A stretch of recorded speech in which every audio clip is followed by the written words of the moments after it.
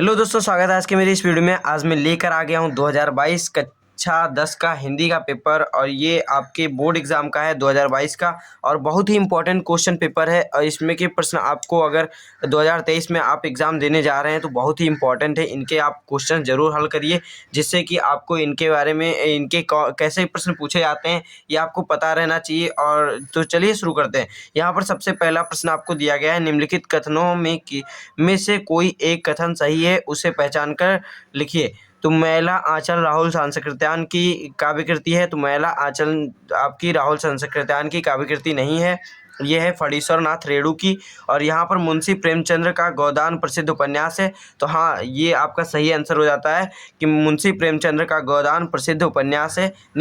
इसमें से कोई एक ही सही कथन था तो ये आपका सही हो जाता है। फिर गुनाहों का देवता आपका, ये गुनाहों का देवता बाबू गुलाब राय की रचना है। तो ये बाबू गुलाब राय की रचना नहीं है। फिर सुमित्रा नंदन पंत जो हैं प्रसिद्ध उपन्यासकार हैं, तो ये भी गलत है। तो यहाँ पर आपका दूसरा वाला आंसर सही हो जाता है। अब हम बढ़ते हैं अपने अगले क्वेश्चन। तो यहाँ पर आपको अगला प्रश्न दिया गया है, यहाँ पर निम्नलिखित कृतियों में से किसी एक कृति के रचनाकार का नाम लिखना है। तो ये आपको 4 कृतियाँ दी गई हैं, किसी एक कृति के रचनाकार का नाम लिखना है। मैं आपको चारों कृतियों के रचनाकार का नाम दिखा रहा हूँ। तो प्रतिशोध जो है, इनके प्रतिशोध के लेखक हैं आपके मैथिली शरण गुप्त। और भूले बिसरे चित्र के आपके लेखक हैं भगवती चरण वर्मा।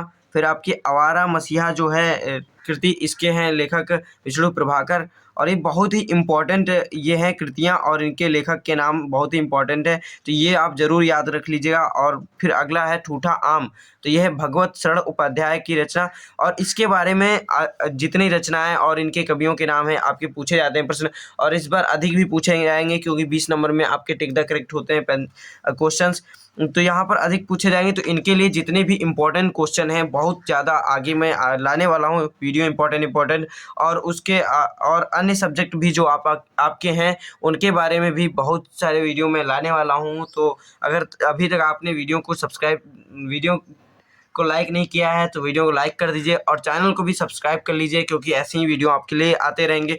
फिर अब हम बढ़ते हैं अगले क्वेश्चन की तरफ। तो यहाँ पर पूछा गया है आपको, लहरों का राजहंस किस विधा पर आधारित रचना है। तो ये जो लहरों का राजहंस है ये नाटक विधा पर आधारित रचना है और इसके लेखक जो हैं मोहन राकेश हैं।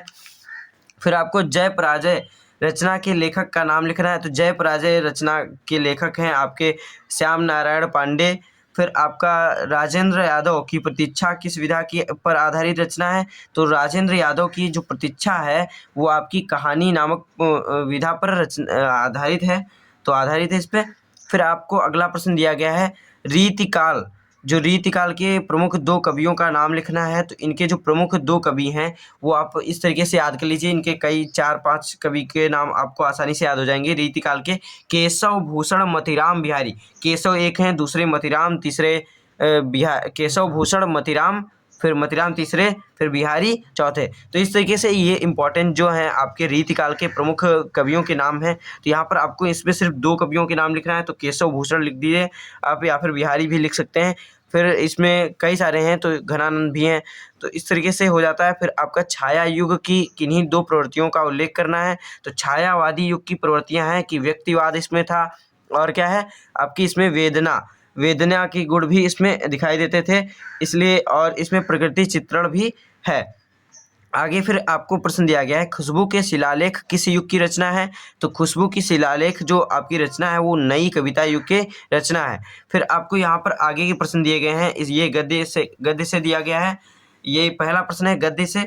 यहाँ पर आपको इस तरीके से दिया गया है, ये गद्य है और ये आपका मित्रता नामक पाठ से लिया गया है। इसके लेखक जो हैं आचार्य रामचंद्र शुक्ल हैं। तो इसको आप पढ़ लीजिए और यहाँ पर इसका जो आपका ये संदर्भ है वो आप देख लीजिए। प्रस्तुत गद्यांश हमारी पाठ्य पुस्तक हिंदी के गद्य खंड से मित्रता नामक पाठ से लिया गया है। इसके लेखक आपके प्रतिभा संपन्न साहित्यकार आचार्य रामचंद्र शुक्ल जी हैं। इस तरीके से आप लिख दीजिए इसका।